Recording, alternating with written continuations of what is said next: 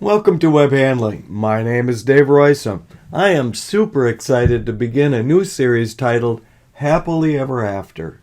This is a spin-off of my ever-popular war stories, but with a happy ending. In this introductory clip, I explore the many possible meanings of happy in an industrial context. In June of 2023, I began a new series I called War Stories, which were true stories of situations that could have been easily avoided. There are 15 shows in this series, and I plan to add more. In contrast, this new series is called Happily Ever After, and these are also true stories, but this time about situations that were easily corrected, often in the same day, and often at little or no cost. However, before we begin, let's explore definitions of happy in an industrial setting. One common everyday description is when you do something that is good, fast, and cheap. A common problem with saying or quips, however, is that they are quite loose with language.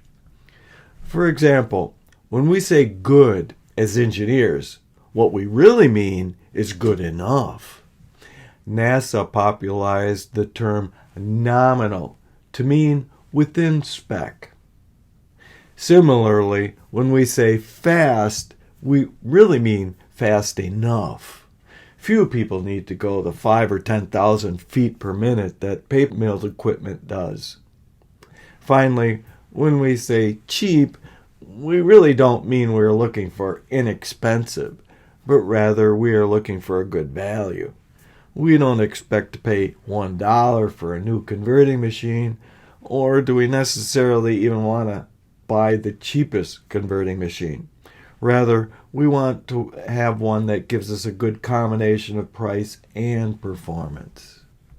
As such, these good, fast, and cheap definitions are not all that useful in a business world. There are other problems with these definitions. The first is whether it's reasonable to expect or even want all three at the same time. The joke is to pick two.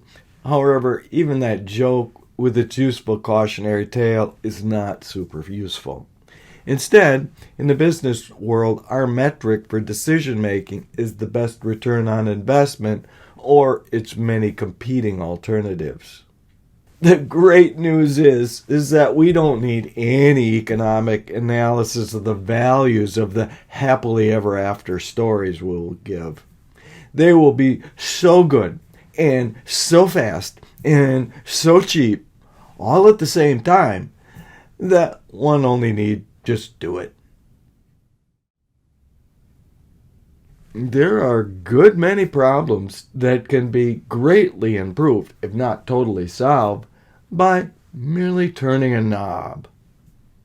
One example is air buckles. In 9 of 10 cases that I worked on, it was solved by increasing the lay-on roller nip load to maximum. This will be covered in detail in an upcoming episode in this series. Similar successes are found with Type 1 telescoping by a combination of maximum starting tension and plus maximum taper.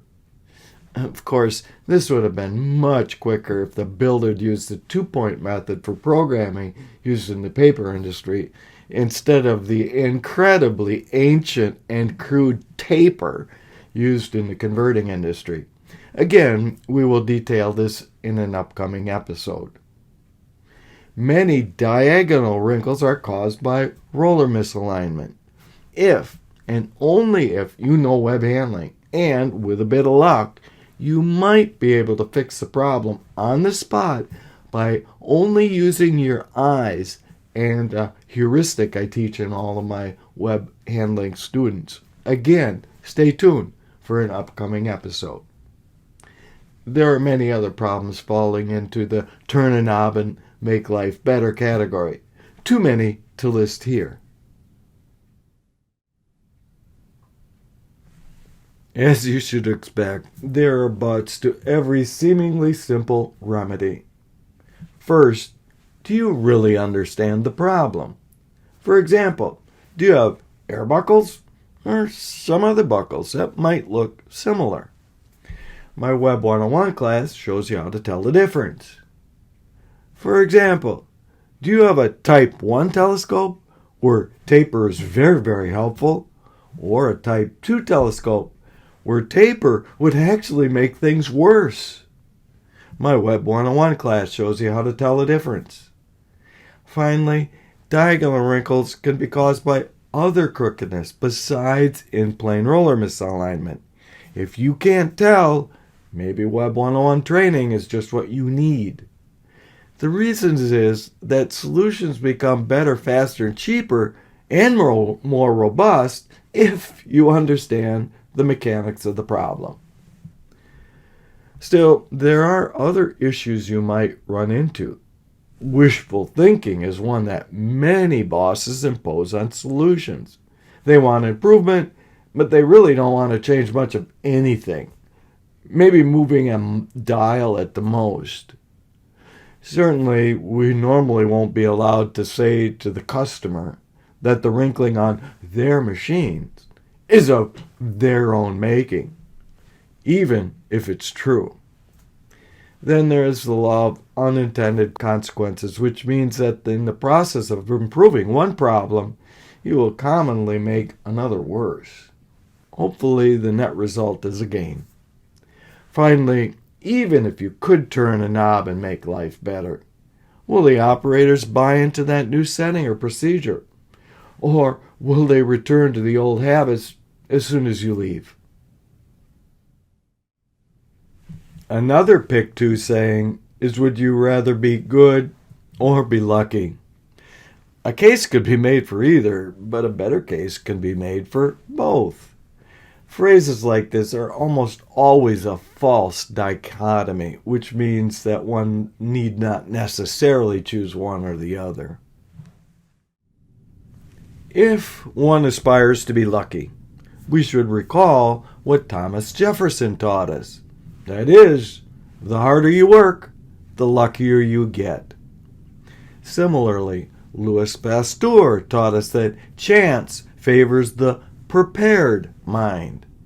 What Pasteur means is that we can recognize opportunity better if we prepare better. So, how do you do the work of preparation most effectively? Simple. Go to Web 101 School to establish a foundation and get a copy of the Web Handling Handbook for details and reference. Finally, you need to train yourself to listen and see better. I have a series on how to see in Web 401a through F. If you only do what your boss tells you to do, your fortune will depend a bit more on chance than circumstances might otherwise dictate.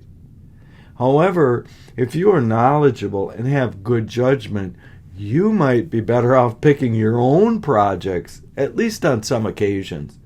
That is because presumably you are closer to the issues than your bosses are. If you are given just a bit of time and money and you are knowledgeable about web handling, you should have the Midas touch, so to speak. In other words, you should be able to find some, if not many places, where small but perhaps large gains can be made with little cost or little effort, such as the examples we've already listed and will be covering. So, in the next shows in this series, I will share situations where the remedies were quite easy. They are all true stories, but the names of the individuals and the companies will be left off to protect the innocent and the guilty alike. These are based on my troubleshooting travels to more than 1,000 plants around the world. Thank you so very much for letting me share stories from the field. Stay tuned for next week, where I will share how to fix some wrinkles with nothing more than a roll of masking tape. If you have a topic you would like to hear about, let me know in the comment section below. If you found any of these stories to be interesting or useful, please like and share and subscribe. And remember to check out the show notes for surprises. See you next time.